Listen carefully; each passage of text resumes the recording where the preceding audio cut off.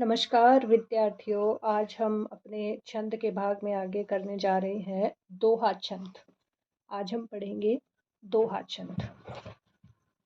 यह अर्धसम मात्रिक छंद है। अर्धसम का तात्पर्य है कि आधे चरणों में मात्राएं समान होंगी, आधों में अलग होगी, आधों में अलग होगी। इसमें विषम चरणों में, यानी दोहा छंद में 4 चरण होते हैं। विषम हो गया पहला और तीसरा, सम हो गए दूसरा और चौथा। तो इसमें विषम चरणों में 13-13 मात्राएं तथा सम चरणों में 11-11 मात्राएं होती है। इसके विषम चरणों के आरंभ में जयगण आना वर्जित माना जाता है। हमने कल की वीडियो में गण किए थे, 8 गण होते हैं, उनमें से एक है जयगण। तो जब भी हम दोहा छंद करेंगे तो इसके विषम चरणों के आरंभ में जो है वो जगण नहीं आना चाहिए, जबकि सम चरणों के अंत में एक लघु वर्ण आना आवश्यक है। लघु वर्ण का मतलब है कि उस वर्ण की मात्रा कैसी होगी, लघु होगी, वो वर्ण लघु होगा। तुक प्राय सम चरणों में मिलती है और तुक जो है वो विषम की बजाय सम चरणों की मिलेगी। तो दोहा छंद में हमने पढ़ा कि अर्ध सम मात्रिक छंद है। विषम चरणों में 13-13 मात्राएं और सम चरणों में 11-11 मात्राएं होती है। इसके विषम चरणों के आरंभ में जगण आना वर्जित है, अर्थात नहीं आना चाहिए, जबकि सम चरणों के अंत में एक लघु वर्ण आना आवश्यक है। तुक प्राय सम चरणों में मिलती है।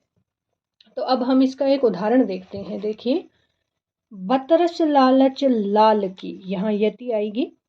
मुरली धरी लुकाए, सोह करे बोहनी हंसे, देन कहे नटी जाए।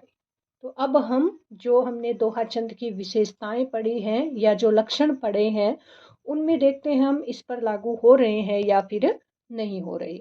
तो पहले हमने ये बोला कि इसके विषम चरणों में 13-13 और सम चरणों में 11-11 मात्राएं होती है। तो सबसे पहले हम मात्राओं के नियम के अनुसार इस उदाहरण पर हम अपनी मात्राएं लगा लेते हैं। तो देखिए,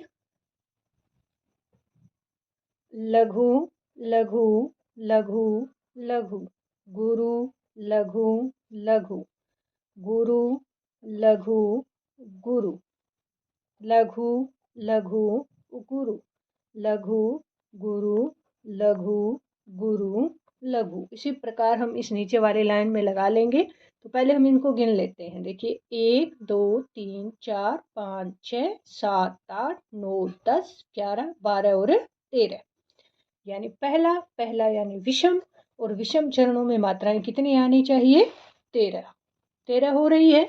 आगे देखिए, 1 2 3 4 5 6 7 8 9 10 11, दूसरा यानी कि समचरण, और समचरण में मात्राएं कितनी होनी चाहिए, 11। यही क्रम नीचे वाली पंक्ति में भी रहेगा। इसमें आएंगी 13 और इसमें होंगी 11। तो देखिए,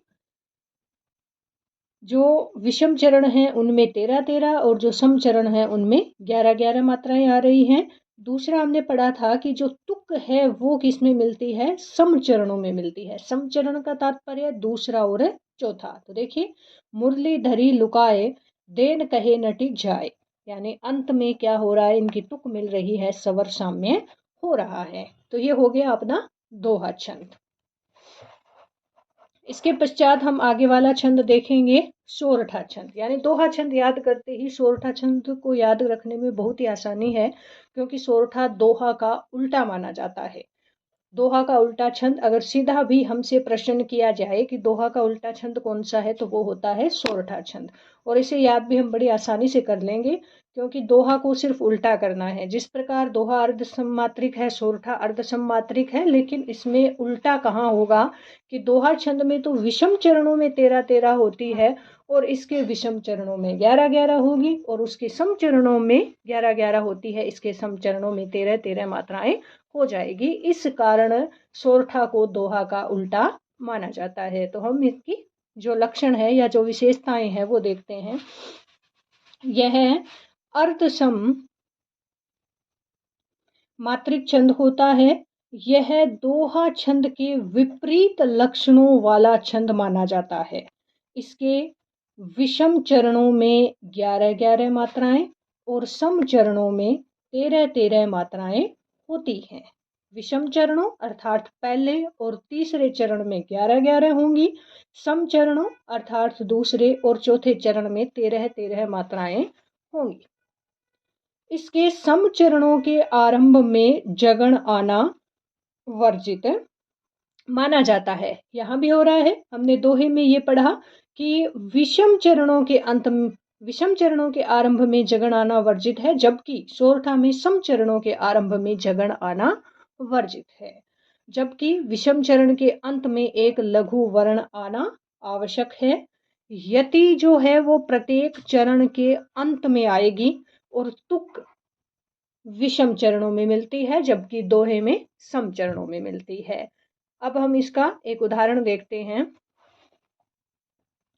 हिम्मत किम्मत होए, बिन हिम्मत किम्मत नहीं, करे न आदर कोय, रद कागत ज्यों राज्या। ये राज्या हैं, राज्य कवि हैं। राज्या के सोरठे नाम से इनकी जो रचनाएं हैं वो प्रसिद्ध रही हैं। सोरठा ही लिखा है इन्होंने।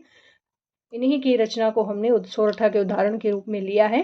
तो अब हम इस पर सोरठा के जो नियम है उनको लागू करके देखते हैं कि क्या जो विशेषताएं हैं उन विशेषताओं से इन जो पंक्तियां हैं इनमें सोरठा छंद आ रहा है या नहीं आ रहा।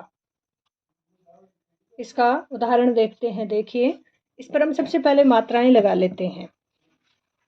गुरु, लघु, लघु, गुरु, लघु, लघु, गुरु, लघु, लघु, लघु, गुरु, लघु, लघु, गुरु, लघु, लघु, लघु, गुरु।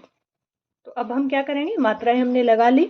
अब हम सबसे पहले इसकी मात्राएं गिनते हैं। 1 2 3 4 5 6 7 8 9 10 11 11 हो गई। यानी पहला चरण अर्थात विषम चरण, और विषम चरण में हमने इसमें पढ़ी थी मात्राएं कितनी होती है, 11।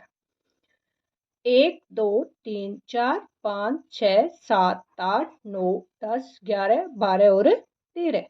और इसके सम चरण में कितनी मात्राएं होती है, 13 मात्राएं होती है। एक हमने इसके पढ़ा था कि विषम चरणों के अंत में एक लघु वर्ण आना चाहिए। विषम चरण कौन से होंगे, पहला और तीसरा। तो इसके पहले चरण का अंतिम वर्ण यह है जो कि अपने आप में लघु है, और तीसरा भी इसका विषम चरण है और इसका अंतिम वर्ण भी यह है, और यह भी कैसा है, लघु है। ये शर्त भी इस पर लागू हो रही है। इस प्रकार हम कह सकते हैं कि इन पंक्तियों में छंद जो है वो कौन सा है, सोरठा छंद है। किसी भी छंद को हमें याद करने के लिए सबसे पहले हमें उसकी विशेषताएं या हम लक्षण कह सकते हैं, हमें उनको पढ़ना होगा, उन्हें याद करना होगा, समझना होगा। उसके पश्चात जो उदाहरण है उस पर हमें उन लक्षण को, उन विशेषताओं को लागू करके देखना है। अगर वो सारी विशेषताएं लागू हो रही है, इसका तात्पर्य है कि उस पंक्ति में वो छंद निहित है। धन्यवाद। इससे आगे वाले छंद हम आगे आने वाली वीडियो में करेंगे।